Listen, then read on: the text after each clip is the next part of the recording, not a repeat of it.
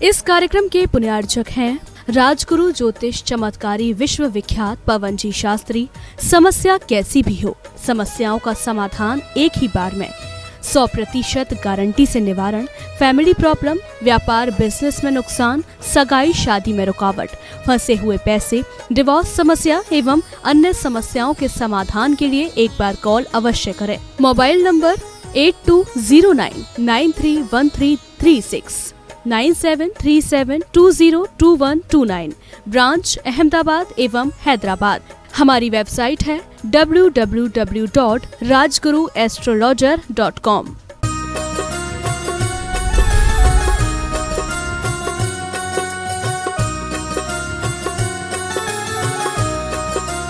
बोलिए देवादिदेव 1008 पार्श्वनाथ भगवान की जय जय जय। चैतन्य चमत्कारी गुणायतन के मूल नायक श्री चंदा प्रभु भगवान की जय जय जय। श्रवण संस्कृति के नायक प्रातः स्मरणीय आचार्य भगवंत विद्यासागर जी महामुनिराज जी की जय जय जय जय। बोलिए गुणायतन प्रणेता, शंका समाधान करता, भावना युग प्रवर्तक, तरुणाई के प्रखर वक्ता पूज्य मुनिवर श्री प्रमाण सागर जी महाराज जी की जय जय जय। मुनिवर श्री निर्वेक सागर जी, शीतल सागर जी महाराज जी की जय जय जय। मुनि संघ की जय जय जय।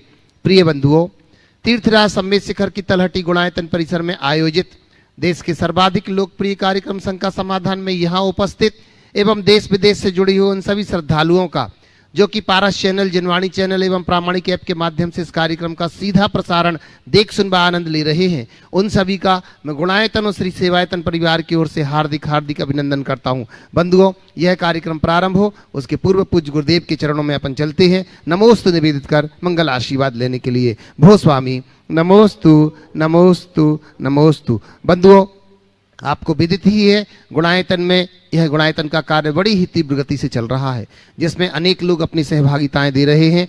आज फिर जिन्होंने अपने आप को गुणायतन से संबद्ध किया है, मैं अपेक्षा रखूंगा कि आप सभी लोग उनके करतल ध्वनि से अभिनंदन करेंगे। निर्वाण सारथी से जो सूत्रधार के रूप में आए हैं, श्रीमती सावित्री जी जैन, श्री रोहित जी जैन, श्रीमती अंजलि जी जैन, अद्विका जैन के जन्म दिवस के अवसर पर मुंबई से जोरदार तालियां और जन्म दिवस की बहुत बहुत उसको गुणायतन और श्री सेवायतन परिवार की ओर से बधाइयां देते हैं। बंधुओं, इसी के साथ अपन चलते हैं मुनि संघ के चरणों में पूज्य क्षुल्लक श्री समादर सागर जी महाराज के चरणों की वंदना करते हुए निवेदन कर रहे हैं। भो स्वामी, शंका समाधान के प्रथम सत्र को आपके मुखारबिंद से प्रारंभ किया जाए। इच्छामि स्वामी, इच्छामि इच्छामि। पूज्य मुनित्रय के चरणों में नमोस्तु नमोस्तु नमोस्तु। जी, पहला प्रश्न कर रहे हैं श्रीमान अनिल कुमार जैन अंजड़। वो कर रहे हैं कि इस समय टमाटर बहुत भाव खा रहे हैं तो लोगों ने उसका त्याग ही कर दिया है, क्या यही बात व्यक्तियों पर भी लागू हो सकती है? समाधान करें। नमोस्तु। ये तो जाहिर सी बात है, इसमें कहने की बात क्या है। जो ज़्यादा भाव खाता है वो कहीं का नहीं होता। आगे चलो। श्री सुरेश जी जैन बेंगलोर से बोल रहे हैं, प्रश्न कर रहे हैं कि गुरुदेव, समाधि मरण की भावना भाने से क्या समाधि मरण हो सकता है या और भी पुरुषार्थ आवश्यक है? कृपया मार्गदर्शन दें। देखिए, केवल भावना भाने से नहीं हो सकता, भावना के साथ पुरुषार्थ भी करना होता। लेकिन जो भावना ही नहीं भाएगा वो पुरुषार्थ क्या करेगा? तो नित्य समाधि मरण की भावना भाव और तदनुरूप अपना पुरुषार्थ जुटाओ, तभी कार्य की सिद्धि हो सकेगी।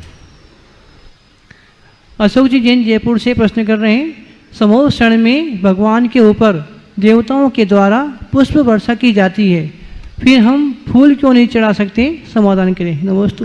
देखिए, वो दिव्य पुष्प होता है। जो चीज़ें देवताओं के द्वारा की जाती है वो सब हमारे द्वारा हो तो तुम भी आकाश से फूल गिराने लगो, तुमको कोई मना नहीं करेगा। सब चीज़ों को अपने साथ जोड़ना उचित नहीं है। जो जिसके लायक होता है वैसा करना चाहिए, इसलिए इसको उसी संदर्भ में देखना चाहिए। ओम। अब चलते हैं मंच पर मुनिशिक चरणों में। पूज्य शुल्लक से 105 स्वरूप सागर जी अपनी शंका के माध्यम से हमें समाधान प्राप्त इच्छा में महर्षि के चरणों में बारंबार नमोस्तु। महर्षि, किसी भी ज़रूरी पद पे, बड़े पद पे, विशेष रूप से प्रशासनिक सेवा में जब किसी को नियुक्त किया जाता है तो 3 चीज़ें बहुत महत्वपूर्ण होती हैं। इंटेलिजेंस, इंटीग्रिटी, इंटेलिजेंस और एग्जीक्यूशन।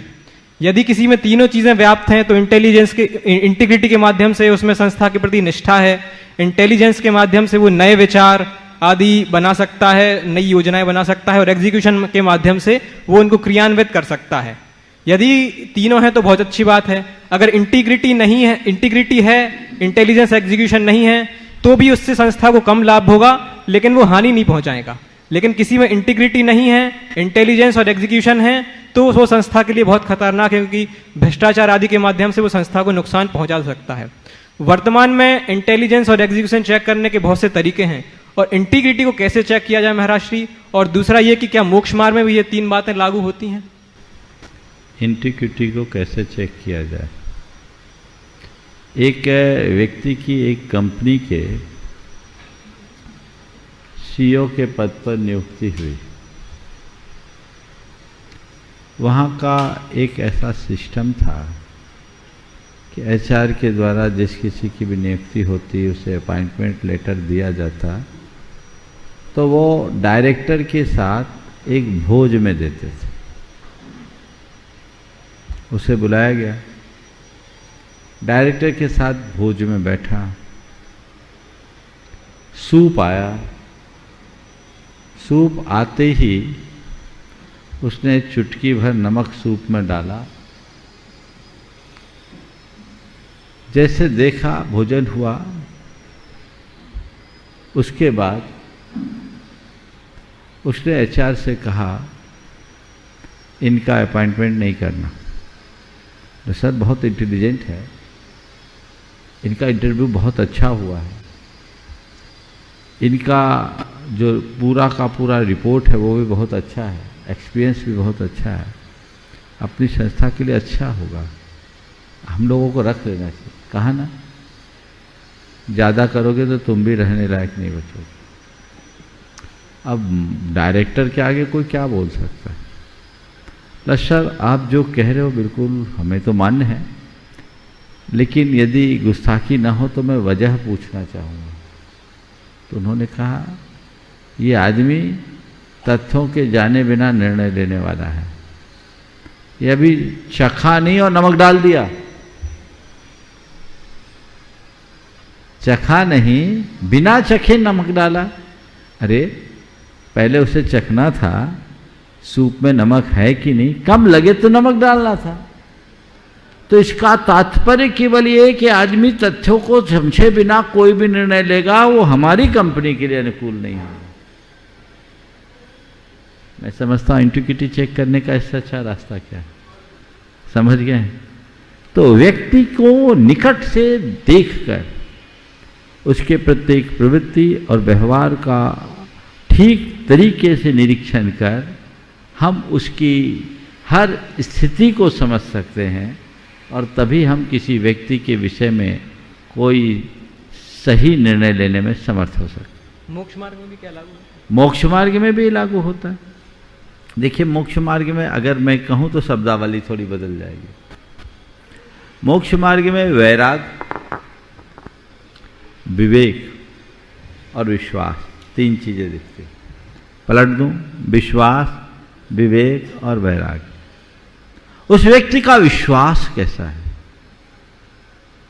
उसके अंदर विवेक है या नहीं, अपनी समझ है या नहीं, और विश्वास और विवेक के साथ आगे बढ़ना चाह रहा है तो उसके मन में वैराग्य है कि नहीं।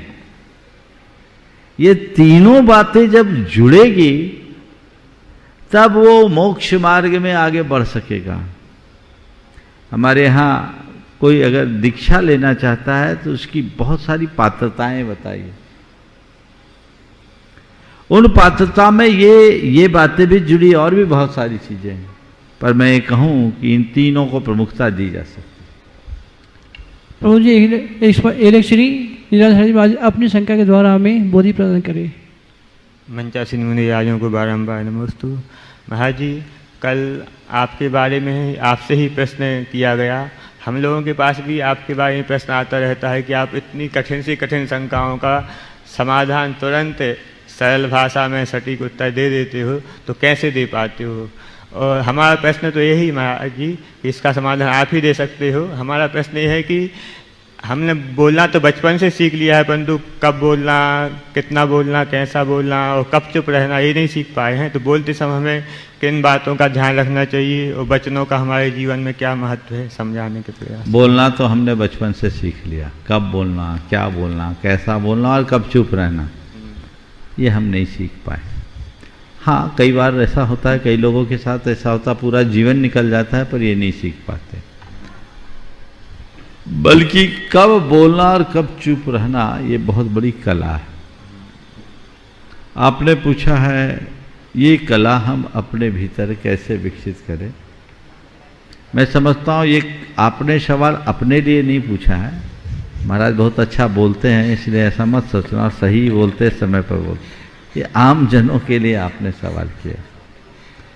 बोलने की कला सीखने की जो बात है उसमें व्यक्ति 4 बातों के माध्यम से काम कर सकता है। पहला, अतीत के अनुभव। मैंने अतीत में कब क्या बोला और उसका क्या परिणाम निकला, उस अनुभव को सामने रख करके हम अपने बोलने के विषय में काफ़ी कुछ विचार कर सकते हैं। कब कब मैंने गलत बोला और उसका कौन कौन सा गलत परिणाम निकला। यदि ये बातें हम अपने मानस में अंकित रखें तो हम अपने आप को काफ़ी कुछ संभाल सकते हैं। पर प्रायः लोग अपने अनुभव की अनदेखी कर देते हैं। दूसरा है अभ्यास।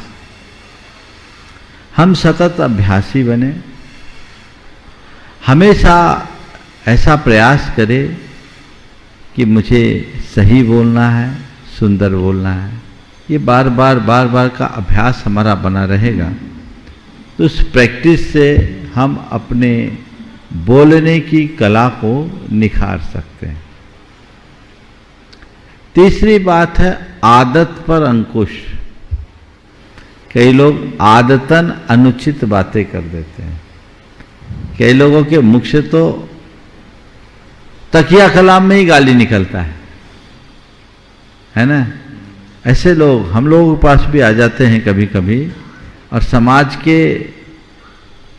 लब्ध प्रतिष्ठित लोगों में भी कई ऐसे लोग होते हैं जो बोलते बोलते क्या बोल जाते हैं वो उनको पता नहीं। यदि व्यक्ति अपनी आदतों पर अंकुश रखे तो इन बातों से आसानी से बच सकता है और अपने जीवन को बेहतर बना सकता है।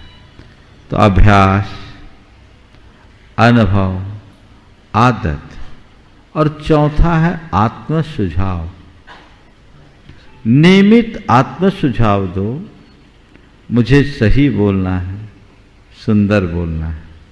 मुझे सही बोलना है, सुंदर बोलना है। सही बोलना है, सुंदर बोलना है। ये सुझाव यदि हम बार बार दोहराए तो अपने बोलने की प्रवृत्ति में काफ़ी कुछ अंकुश लगाया जा सकता है। परम पूज्य मुनि श्री शीतल साई महाराज चरणों में निवेदन करते हैं कि आप अपनी संख्या के द्वारा हमें शीतलता प्रदान करें। नमोस्तु महाराज जी। ओम नमः सिद्धिभ्य नमोस्तु निवेदित करते हुए ऐसा सुना जाता है या पढ़ा भी है, असंजदम न वंदे, असंयमी की वंदना नहीं करना। और वहीं भक्तामर में एक काव्य आता है, विबुधार्चित पाद पीठ। पैर रखने की पीठ भी विबुधों के द्वारा अर्चित है। या जिन गंधोदक को वंदे, गंधोदक की भी वंदना करना है। और जैसे संविदाचल के बारे में एक बार वंदे जो कोई, तो ये वंदे शब्द का अर्थ अलग अलग है या जो लाइन लिखी गई कि बहुत अच्छा एक सैद्धांतिक सवाल महाराज जी ने किया। सबसे पहला सवाल है वंदनीय कौन। वंदनीय अर्थात हमारे द्वारा प्रणम्य और पूजनीय कौन। इस संदर्भ में आचार्य कुंद ने स्पष्ट मार्गदर्शन किया है। जे 22 परिसह सहंति सत्ति सये ही संयुक्ता ते होंति बंदनिया सुरासुर मानुषे लोए। जे 22 परिसह सहंति सत्ति सये ही संयुक्ता, जो सैकड़ों शक्तियों से संयुक्त होकर 22 परिसहों को सहते हैं, ऐसे निर्गंत मुनि सुर असुर नर लोक में बंदनी माने जाते हैं। और उसके बाद जो लिखा अवशेषा जे लिंगी दंसन नानेन सम संयुक्ता चेले ने परिगहिया ते भनिया इच्छ निचाय। और जो लिंगी हैं, चाहे वो दर्शन चरित्र से युक्त भी हैं, तो भी यदि वस्त्र सहित हैं तो वे इच्छा कार्य के योग्य हैं। तो यह दोनों गाथाएं बंदनीय और अबंदनीय के स्वरूप को अच्छे से परिभाषित करती है। इसके साथ ही आचार्य कुंद ने लिखा असंजदम न बंदे, असंयत की वंदना न करो। जय भी हो बच्च विहीनो हो ही तो भी, यदि वो वस्त्र रहित भी है, दिगंबर मुद्रा को भी धारण करने वाला, और असंयत है तो बंदनी नहीं। जैन धर्म में संयम की प्रधानता है और हम संयत की ही वंदना करते हैं। अब आपके संदर्भ में आता हूं। आपने जो सवाल किया विविधार्चित पाद पीठ है। पाद पीठ को विविध यानी देवताओं के द्वारा अर्चित किया गया। समेत शिखर को एक बार बंदे जो कोई कहा है, ये क्यों? ये किस लिए, किसके पाद पीठ को देवों ने पूजा है? भगवान के। तो भगवान के संसर्ग में रहने के कारण उनके पाद पीठ अर्थात जिस आसन पर बैठते हैं वो आसन भी वंदनीय है। ये तीर्थ क्षेत्र हमारे लिए इसलिए वंदनीय है कि जैसे गन्ने का रस डालने से मिट्टी में मिठास आ जाती है, वैसे ही महापुरुषों की तप के बल पर इस रज में अतिशय आ गया है। हम लोग पढ़ते हैं निर्वाण भक्ति में छोर विकार रस पिक्त गुणेन लोके, है ना? अगली लाइन में भूल रहा हूं, यद्वत तद्वत च ऋषितानी, है ना? है लिखा हुआ क्या? देखो तो जैसे गन्ने के रस से कहीं रस डालो, गन्ने का रस डालो, मिट्टी में मिठास, तो ये धरा इसलिए वंदनीय है। क्या है? इच्छो विकार रस प्रिक्तम गुणेन लोके पिष्टोपि पिष्टोधिकाम मधुरता विमुपयाति यद्वत् तद्वच्च पुण्य पुरुषै रुषितानि नित्यम स्थानानि तानि जगताम ही पावनानि। आटे में आपने और डाल दिया गन्ना का रस, तो आटा और मीठा हो गया और मधुरता को प्राप्त कर लिया। इसी प्रकार पुण्य पुरुषों के द्वारा स्पृष्ट ये धरा भी हम सबके लिए पावन है, हमारे पाप के क्षय का कारण है। पर कौन सी धरा को बंदनी कहा? पुण्य पुरुषों से स्पृष्ट धरा को, धरा को नहीं बंदा। किसके पाद पीठ को? त्रिलोकी नाथ के पाद पीठ को। धवला में एक जगह लिखा है कि गुरु का आसन भी हमारे विनय के योग्य है। जिस आसन पर गुरु बैठते हैं, तो किसके कारण, उसकी प्रधानता किसकी वजह से? संयम की वजह से है। हम वो आसन को महत्व नहीं दे रहे हैं जो जिनने उस आसन को पवित्र किया है, उनकी विनय कर रहे हैं। अर्थात उनके प्रति हमारी श्रद्धा ऐसी है कि हम उनका विनय कर रहे हैं। तो ये चीजें हैं। इसलिए इसका अर्थ ये नहीं समझना कि जब हम जड़ की भी वंदना कर सकते हैं तो सामान्य चेतन असंयत की वंदना क्यों नहीं कर सकते? अगर आचार्यों ने कहा होता तो हम हाँ कह देते। किसी आचार्य ने तो कहा नहीं है। तो जड़ बंधनी है। हमारे यहाँ तो जिन चैत चैतालय आदि सब है वो बंधनी है। तो ये सब अपने बंधनी है, तो उनको हम उसी अनुरूप देखें और इससे उसकी कोई समानता न समझें। परम पूज्य मुनि श्री निवेश साहिब आज अपनी संख्या के द्वारा हमें बोधि प्रदान करें। नमस्ते। मुनि श्री को नमस्तु करते हुए प्रसंग 1 है लेकिन प्रश्न 2 है, अनुमति हो? चलेगा। हाँ। मैत्री, दोस्ती और फ्रेंडशिप, इन 3 शब्दों की कलाप के माध्यम से जो समसामयिक व्याख्या की गई, निश्चित ही युवा पीढ़ी के मन में एक आंदोलन या आंदोलित मन हो गया और वे सभी एक अच्छे मित्र की तलाश में जुटने का मन बना लिया, क्योंकि आज दोस्त और फ्रेंड तो बहुत मिल जाते हैं, अच्छा मित्र मिलना बहुत दुर्लभ है। फिर यदि उन्हें अच्छा मित्र ना मिल पाए तो क्या करना चाहिए? क्योंकि गुरुजी ने एक बार कहा था, मित्र मिले तो मेला कीजिए, चित्त मिले तो चेला, और साधु मिले तो संगति कीजिए, ना तो भला। क्या इस सूत्र को अपनाया जाए अथवा किस तरह अपनाया जाए? दूसरा प्रश्न ये है, परिवर्तित शिक्षा पद्धति में आज अधिकतर जो बच्चे हैं वो को एजुकेशन सह शिक्षा का लाभ ले रहे हैं, और आज के पालकों का मानना भी है कि सह शिक्षा में या लड़के लड़कियां जब साथ में पढ़ते हैं तो एक प्रकार से मजबूत बनते हैं, उनका हौसला बुलंद होता है और उनकी व्यावहारिक जीवन शैली बहुत अच्छी हो जाती है।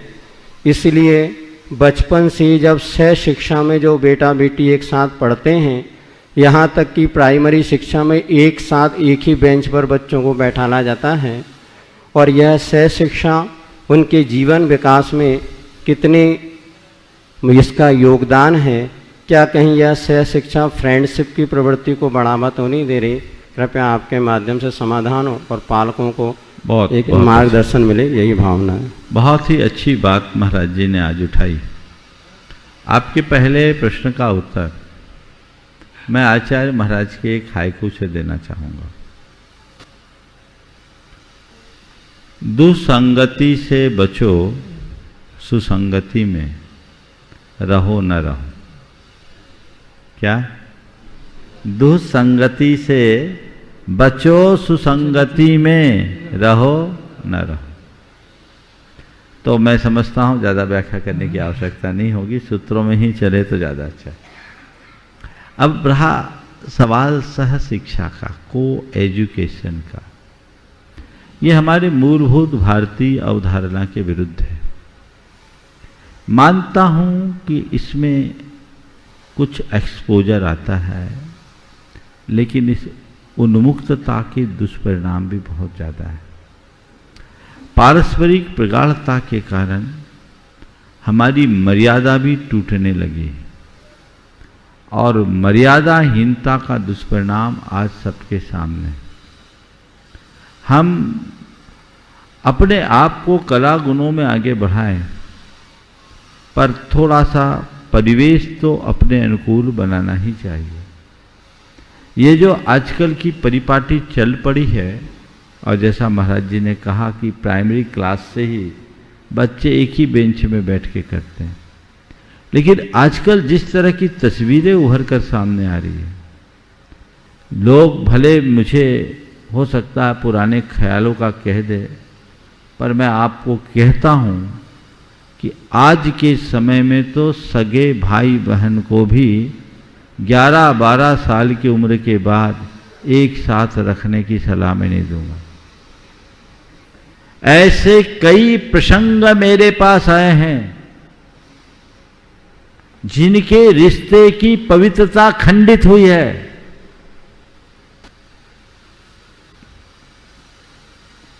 और चचेरे भाई बहनों में तो शादियां भी कई हो गई। पर मैं सगे भाई बहनों की भी बात कर रहा हूं। तो सहवास हो, साथ होगा तो भटकने की संभावना निश्चित बढ़े।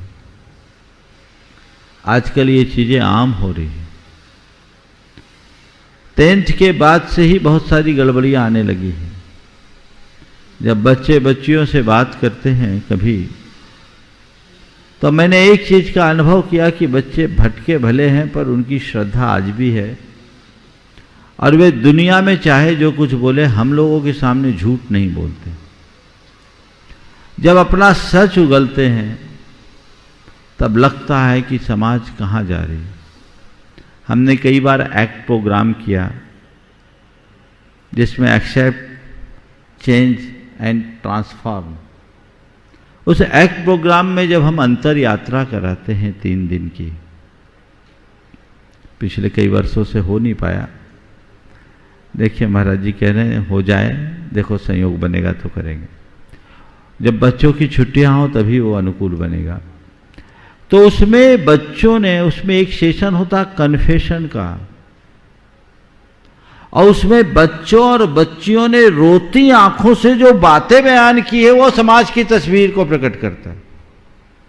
मैं किसी का नाम लेकर के उल्लेख नहीं कर सकता, न व्यक्ति का न स्थान का, लेकिन मैं आपको बता सकता हूं कि जो कुछ हो रहा है वो महान बीभत्स है, घृणित है। ये आधुनिकता के दुष्परिणाम है। इसलिए मैं तो यही कहूँगा कि हमें मर्यादाओं की रक्षा करनी चाहिए और जो हमारी परंपरागत व्यवस्था है उसे ही बढ़ावा देना चाहिए। अब प्रतिक्रिया आगे बढ़ाएंगे बीजेपी जी। बंधुओं, अनेक लोग अपनी शंकाओं को लेकर के पूज्य गुरुदेव के चरणों में आए हुए हैं और जिन्होंने असंख्य शंकाओं का समाधान किया है, ऐसे पूज्य गुरुदेव के चरणों में चल रहे हैं। और प्रथम प्रश्न के लिए मैं आवाज दे रहा हूं हमारे बीच में संगीता जी जैन आगरा से हैं, और इसी के बाद तैयार रहेंगे पलक जैन बेगमगंज से, रामटेक की प्रतिभा स्थली की छात्रा।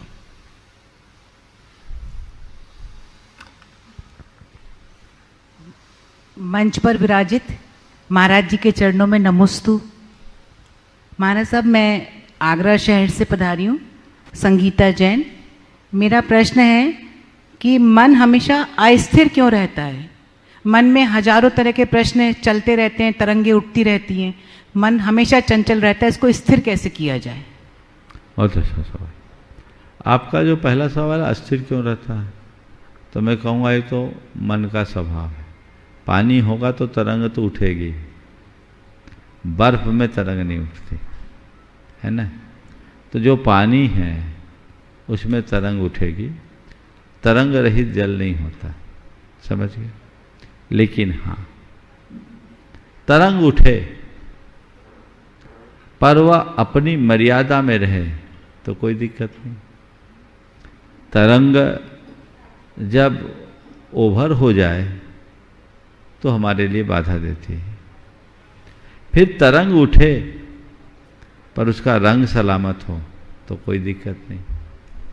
तो मन में तरंग आएगी पर तरंगों को हमें एक मर्यादा में रखना, अर्थात एक सरोवर के चार दीवारी से बाहर ना हो और उसका रंग कभी गंदा ना हो। ये उपाय करना, यही हमारा अभ्यास है, यही हमारी साधना है। तो इसके लिए क्या करें? विचारों की दिशा को मोड़ो। मन को नियंत्रित करने के 2 उपाय, एक है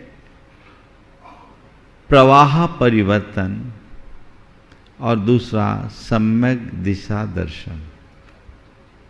जब मन में बहुत सारे ख्याल आने लगे और मन उद्विग्न होने लगे, अपने नियंत्रण से बाहर हो जाए, तो उस घड़ी हम मन के डायरेक्शन को चेंज कर दें।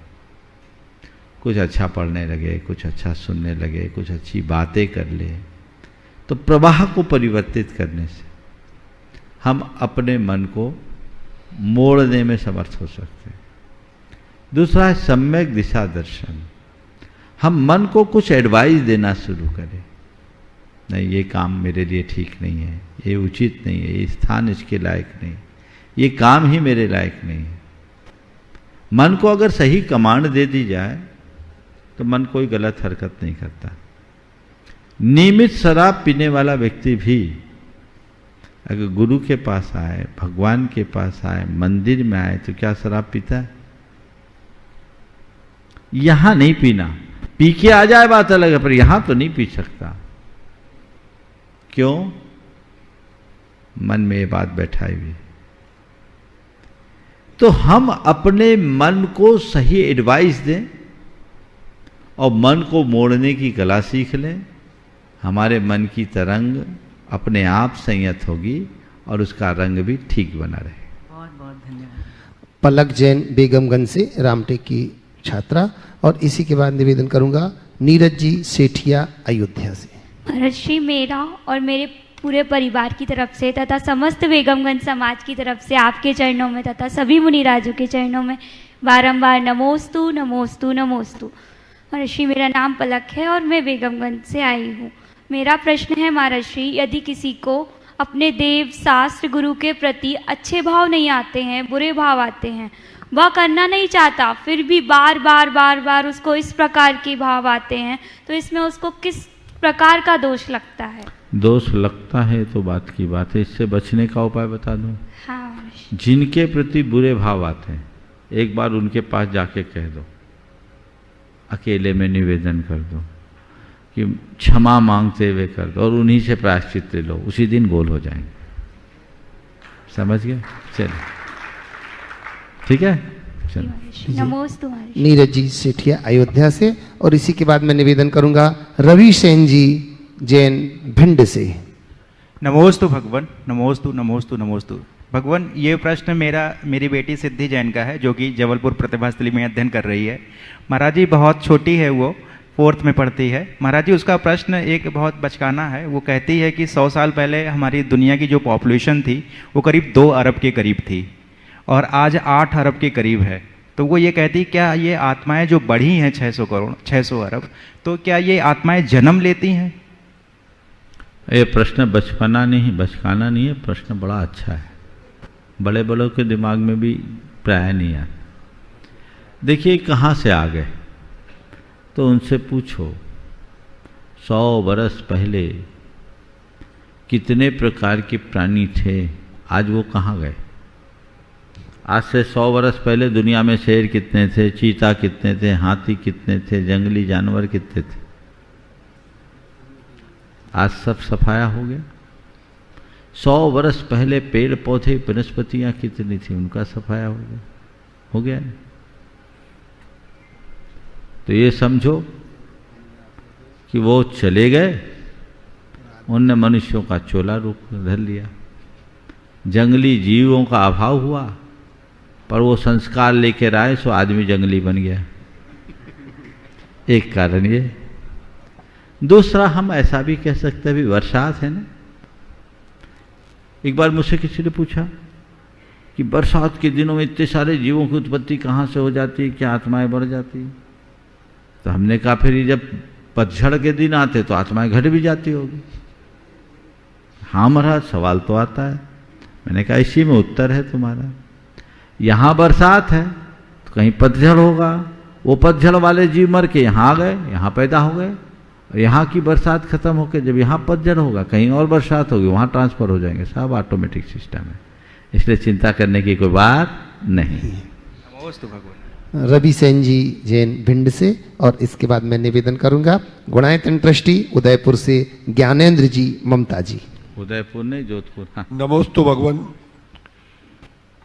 परम पूजनीय महाराज जी के श्री चरणों में मेरा एक निवेदन है कि हमारा समाज धार्मिक क्षेत्र में आप सब गुरुओं के चरणों के आशीर्वाद से, प्रवचनों के माध्यम से, संस्कारों में आगे बढ़ रहा है। फिर भी कहीं कुछ न कुछ कमियां तो आ रही हैं, परंतु आज हम एक बात देख रहे हैं जिसकी आज हमें इसे प्रजातंत्र में लगता है बहुत बड़ी आवश्यकता है।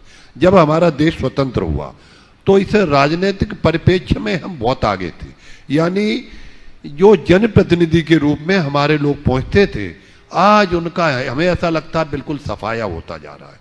और सन 2011 में जब से जनसंख्या हमारी 46 लाख प्रदर्शित हुई है, तब से तो हमारे प्रति, हमारे समाज के प्रति राजनीतिक लोगों का सोच बहुत ही खराब होता जा रहा है। मेरा आपके चरणों में निवेदन है कि हमारे समाज को राजनीतिक क्षेत्र में आगे आने के लिए क्या करना चाहिए, जिससे हम अपने समाज की, धर्म की रक्षा कर सकें।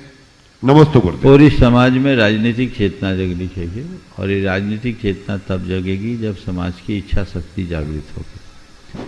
हम संख्या में भले कम हैं, पर आज भी हमारी ताकत बहुत अधिक है। जैनों के लिए भले 46 लाख के रूप में कहा जाता है, पर कहीं से भी 1.5 से 2 करोड़ से कम हमारी संख्या नहीं।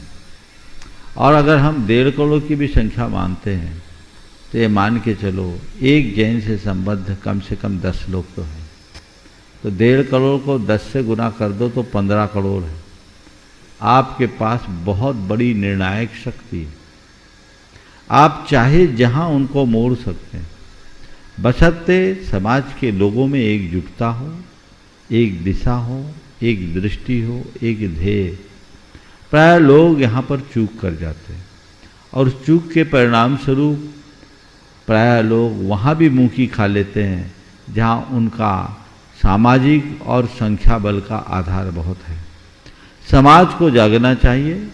अगर अपने धर्म, अपनी परंपरा, अपनी संस्कृति और अपने समाज के अस्तित्व को बनाए रखना है, तो हमें अपनी राजनीतिक ताकत को पहचानना होगा, और जिनके अंदर राजनीतिक क्षमता है, राजनीतिक पकड़ है, उन्हें आगे बढ़ाना होगा। आपस की बातों को भूलकर हमें एक ही लक्ष्य रखना चाहिए कि हम अपने प्रतिनिधियों को अधिक से अधिक वहाँ पहुँचाएं, ताकि हमारी आवाज़ वहाँ तक जा सके। सरकार के द्वारा लिए गए किसी भी निर्णय और नीतियों में हम पर उसका कोई दुष्प्रभाव न पड़े। जैनियों ने सदैव देश के रचनात्मक विकास में अपना बहुत महत्वपूर्ण योगदान दिया है, मूल्यवान योगदान दिया है, आगे भी देते रहेंगे और आज भी दे रहे हैं। तो हमें चाहिए कि उसका फायदा भी समाज उठाए और उसके लिए तत्परता दिखाए। आशीर्वाद निवेदन कर रहा हूँ ज्ञानेंद्र जी, ममता जी, नमोस्तु गुणातीत महाराज श्री। दृष्टि, और इसी के बाद सभी- निवेदन करूंगा सभी मुकेश जी, सुल्लभ रश्मि महाराज जी जी से को गई, इच्छामि। मंदसौर। महाराज श्री, मेरा प्रश्न ये है कि बैंकों का मुख्य कार्य है जमाएं स्वीकार करना और ऋण देना। महाराज जी, ऐसे में जो करोड़ों अरबों जो ग्राहक हैं जो बैंक में पैसा जमा कराते हैं और बैंक उनको लोन में दे देते हैं, ऐसे कार्यों में जो हिंसक प्रवृत्ति का कार्य होता है, तो अप्रत्यक्ष रूप से उन ग्राहकों को और बैंक के सीईओ, एमडी या चेयरमैन को कोई दोष लगेगा महाराज जी इसमें? उनको भी लगेगा जिनने जमा किया। हाँ, उन ग्राहकों के लिए पूछ रहा हूँ महाराज। ग्राहकों को नहीं, वहाँ के निवेशकों को भी। भागीदार तो सब हैं। तुमने बैंक में पैसा दिया, तुम्हारे पैसे से बैंक ने किसी को लोन दिया, लोन दे के उनसे इंटरेस्ट लिया, जी महाराज। उनसे जो इंटरेस्ट लिया उसका एक हिस्सा तुम्हें इंटरेस्ट में दिया, जी महाराज। तो तुम्हारे पास कमाई कहाँ की आई? वही तो। पाप की तो है। जी महाराज। अब फिर क्या करे, बैंक में काम न करे क्या? मैं कहता हूँ ज़्यादा से ज़्यादा करो, पर जितना बने कोशिश करो मेरे दस्तखत से ऐसे काम में पैसा न जाए जो आपने अपने जीवन में किया भी। जी महाराज जी। जितना बन सके करो, ताकि हम अपने आप को हिंसा से बचा सकें। नमस्ते महाराज। निवेदन कर रहा हूँ मुकेश रश्मि जी सिंघई, मंदसौर से, ट्रस्टी गुणायतन, और इसी के बाद फिर मैं निवेदन करूँगा, मंच की ओर चलते हैं, आदरणीय हमारी अनीता दीदी जी टीकमगढ़ से। गुरु जी के चरणों में बारंबार नमोस्तु नमोस्तु नमोस्तु। महाराज श्री ऐसा कहते हैं कि कर्म करो पर फल की इच्छा मत करो। तो मेरा प्रश्न ये है कि यदि रिजल्ट की चाहत नहीं होगी तो हम अपना कार्य में 100% कैसे देंगे? रिजल्ट की चाहत रखो, लेकिन रिजल्ट को लेकर परेशान मत हो। टारगेट बना जी। पर टेंशन मुक्त। समझ गए? मुझे शिखर जी आना है, आपने लक्ष्य बनाया। जी। ट्रेन में बैठने के बाद अब जब बैठ गए, सही गाड़ी में बैठ गए, तो अब शिखर जी पहुँचेंगे। अब कब पहुंचूं, अभी तक नहीं पहुंच रहे, अभी तक नहीं पहुंच रहे, अभी तक नहीं पहुंच रहे, ट्रेन तो लेट पर लेट हुए जा रही है, पता नहीं क्या होगा क्या होगा। ये फतूर दिमाग से निकाल लो, समझ गए, तब काम। नमस्ते। निवेदन कर रहा हूं ब्रह्मचारिणी अनीता दीदी जी और सुनीता दीदी जी टीकमगढ़ से।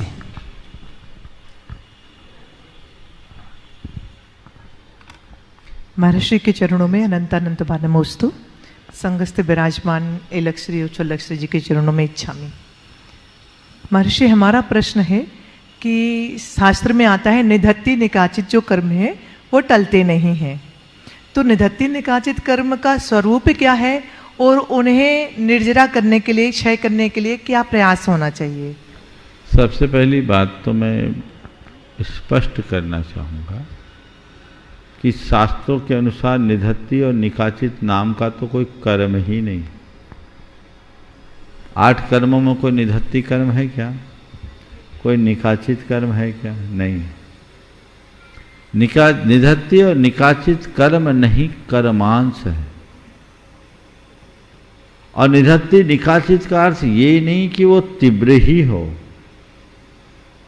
निधत्ति निकाचित का अर्थ ये है, निधत्ति का मतलब जिसकी शक्ति को घटाया बढ़ाया जा सके लेकिन समय से पूर्व भोगा न जा सके, जिसे बदला न जा सके, वो है निधत्ति।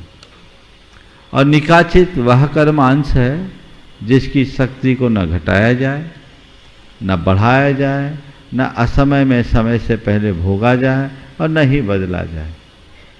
तो ये है निधत्ति और निकाचित। ये तीव्र ही हो ये कोई जरूरी नहीं है, मंद भी हो सकते हैं, तीव्र भी हो सकते हैं।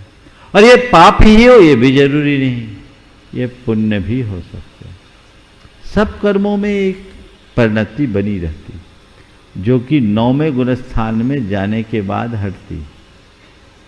पर लोक में सारे थोड़ा तीव्रोदय आ गया, पता नहीं कैसा निधत्ति निकाचित कर्म है। तो ऐसा कर्म जिसको लोग बोलते हैं जिसको टाला न जाए, वो निधत्ति निकाचित। कदाचित निकाचित कर्म को हम कह सकते टाला न जाए, पर निधत्ति को तो डाइल्यूट भी किया जा सकता है और उसको स्ट्रांग भी बनाया जा सकता है। उसकी स्थिति अनुभाग में उत्कर्षण अपकर्षण हो सकता है। तो एक कर्म का चक्र है, 8 कर्मों में ऐसा होता है। अब कर्म का तीव्रोदय किसी को भी आ सकता है, तो मैं एक ही बात कहूँगा, कितना भी कर्म का तीव्रोदय आए, मन में धैर्य रखो, क्षमता रखो।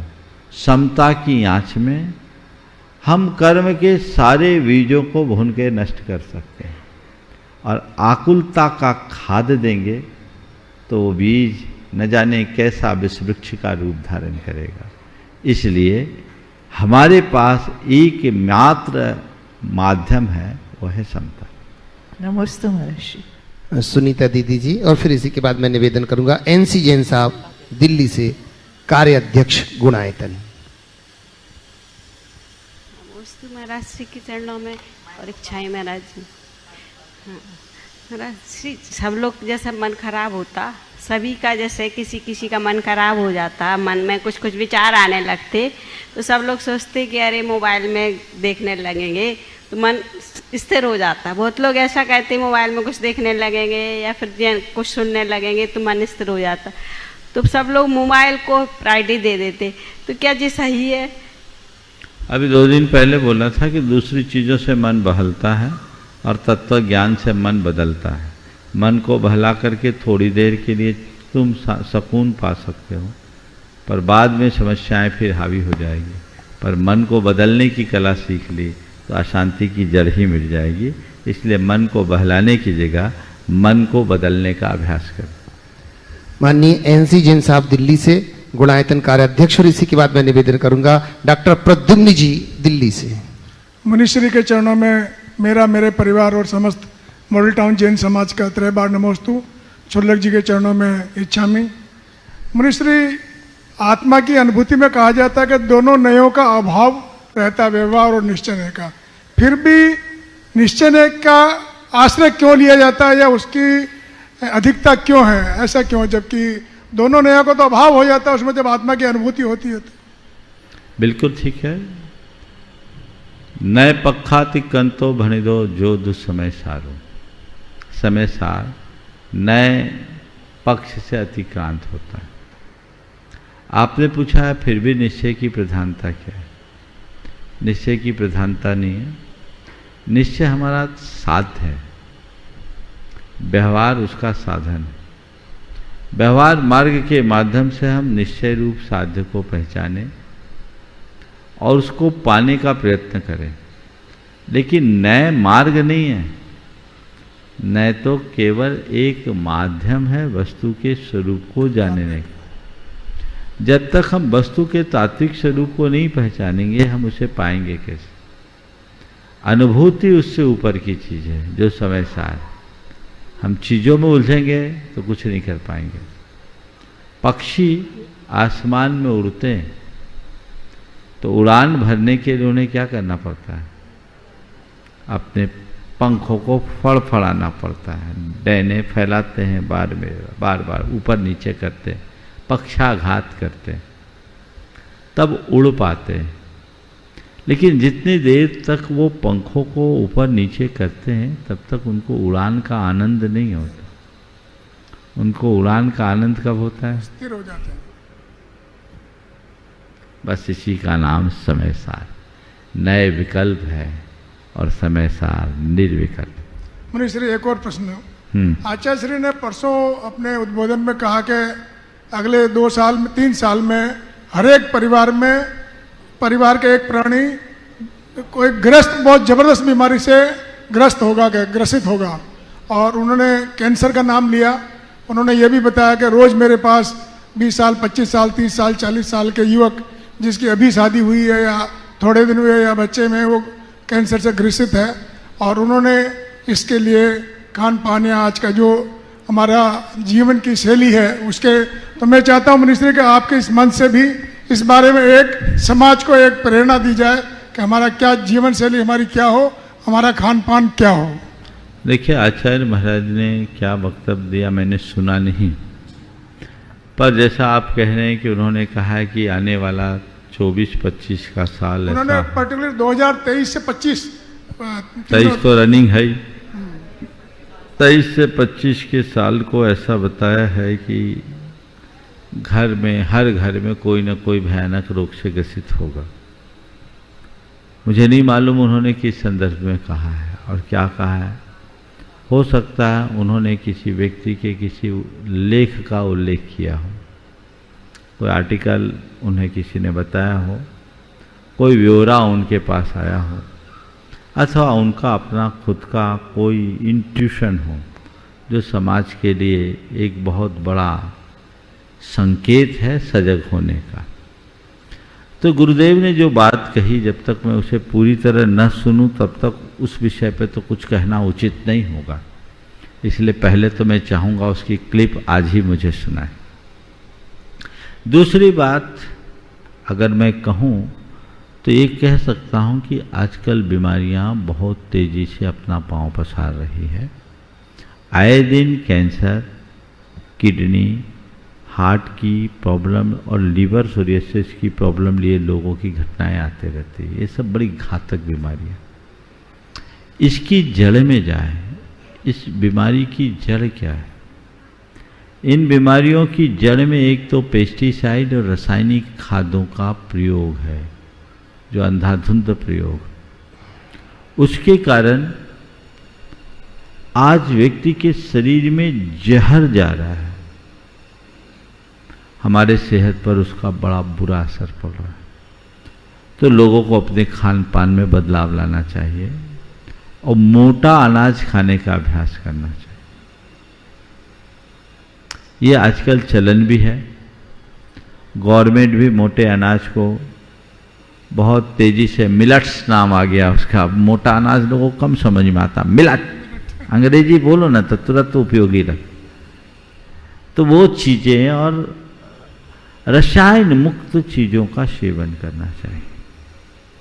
खान पान में संयम, बाजार की जितने भी फास्ट फूड, जंक फूड आदि हैं और जो केमिकल युक्त पदार्थ हैं उनके सेवन से बचना चाहिए।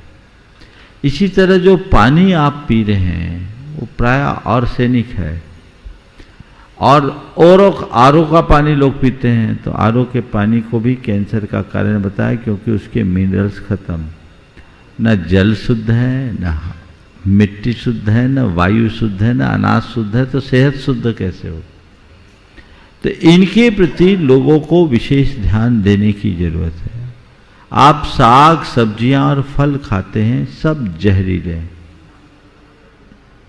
उनका प्रयोग करने से बचना चाहिए। जब मैं निमाड़ में था, वो बहुत रिच खेती है उधर की, तो मैं देखता था किसान लोग खेत में अनाज माने बीज बोने के पहले ही कीटनाशक डाल रहे हैं।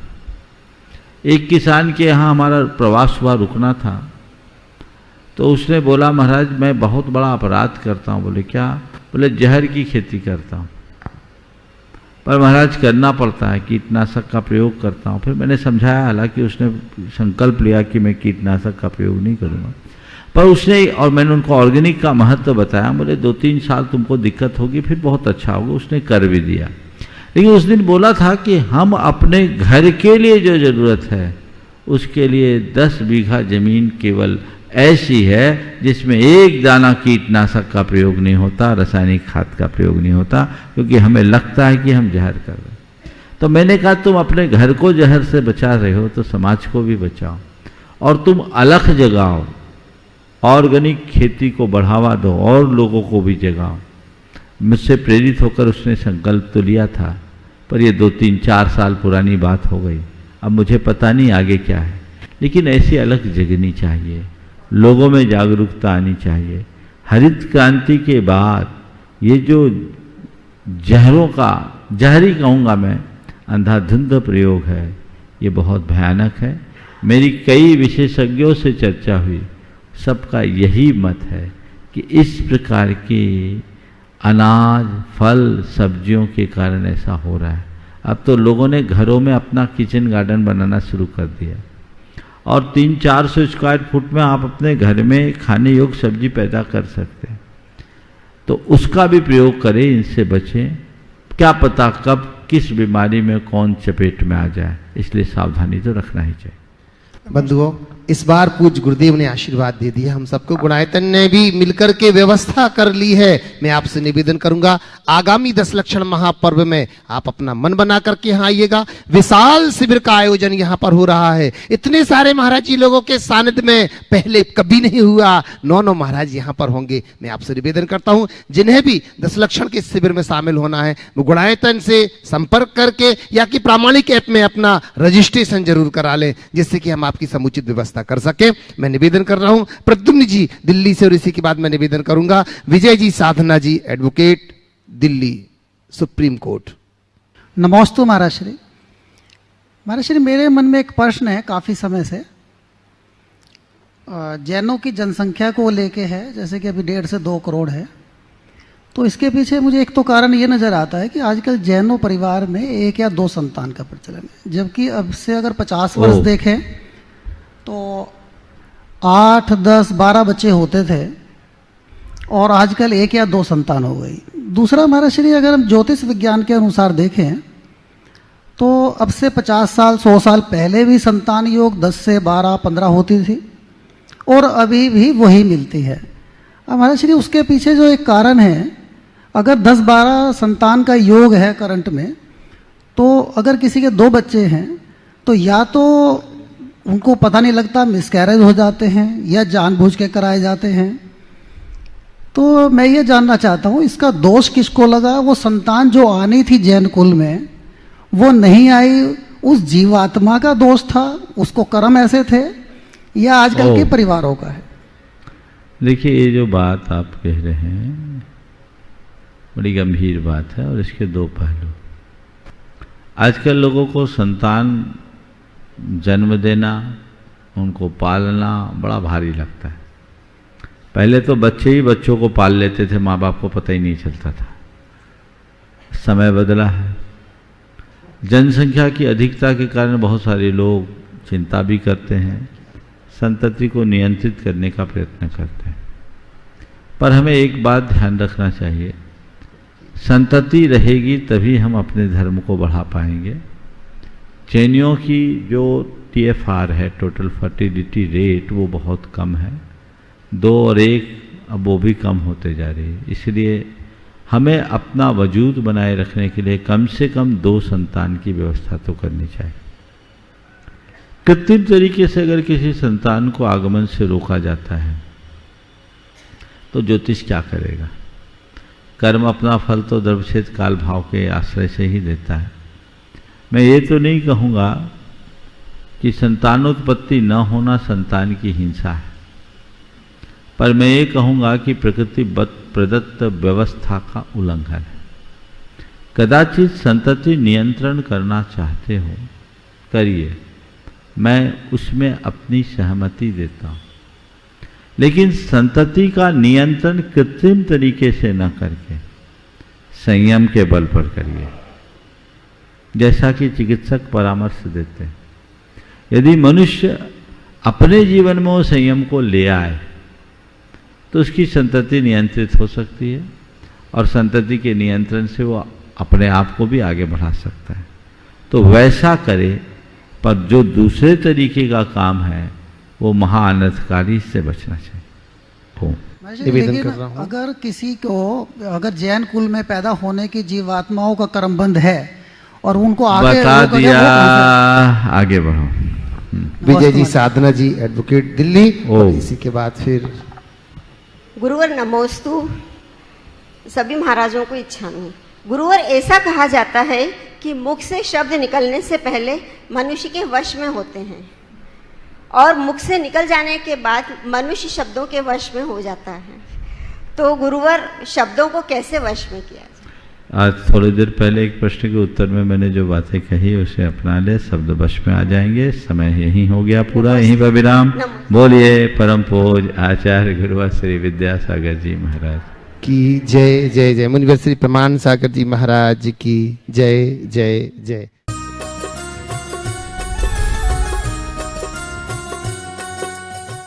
इस कार्यक्रम के पुण्यार्जक थे राजगुरु ज्योतिष चमत्कारी विश्व विख्यात पवन जी शास्त्री। समस्या कैसी भी हो, समस्याओं का समाधान एक ही बार में, 100% गारंटी से निवारण।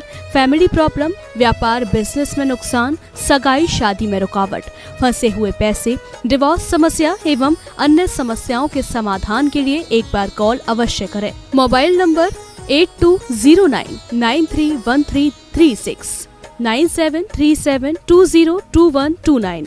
ब्रांच अहमदाबाद एवं हैदराबाद। हमारी वेबसाइट है www.rajguruastrologer.com।